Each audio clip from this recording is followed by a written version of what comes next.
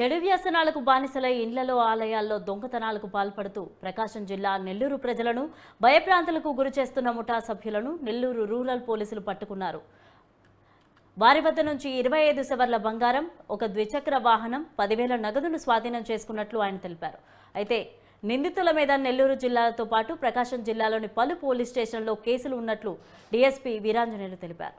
ముఠా సభ్యులని పట్టుకున్న పోలీసులకి డీఎస్పీ అభినందించి అవార్డు అందజేశారు.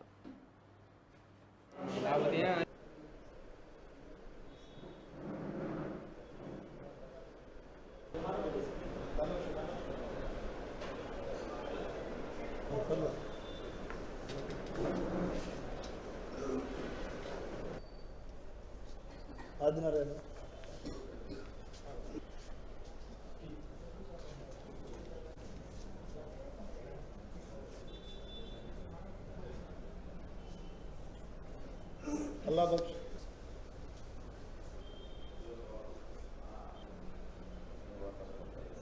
శ్రీనివాస్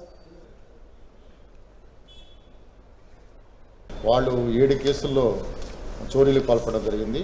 వాళ్ళలో మెయిన్ ప్రధాన సూత్రధారి అయినటువంటి షేక్ గౌస్ బాషా అలియాస్ కుంటి గౌస్, ఇతని మీద ఇప్పటి వరకు 44 కేసులు ఉన్నాయి. ఇప్పుడు 7 కేసులు 6 కేసులు యాడ్ అయ్యాయి. మొత్తం 50 కేసుల్లో ఇది చోరీలకి ప్లస్ మర్డర్ కేసులో కూడా ఇతను ముద్దాయిగా ఉన్నాడు. ఇతని మీద ముత్తుకూరు పోలీస్ స్టేషన్లో కూడా రౌడీ షీట్ ఉంది.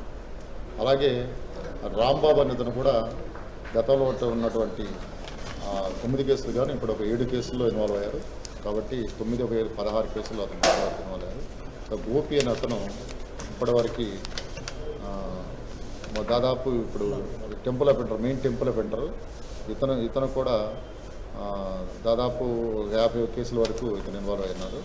ఈ ముగ్గురు కూడా జైల్లో పరిచయాలు ఏరటం, తర్వాత ఈ పరిచయాలు అయిన తర్వాత చెడు అలవాటు పడి నేర ప్రవర్తనందువల్ల వీళ్ళందరూ ఒక ముఠాగా ఏర్పడి మొదటగా మనకి ప్రసిద్ధ పాపులర్ అయినటువంటి గండవర శివాలయంలో కూడా వీళ్ళు హుండీని తప్పు చేయడం జరిగింది.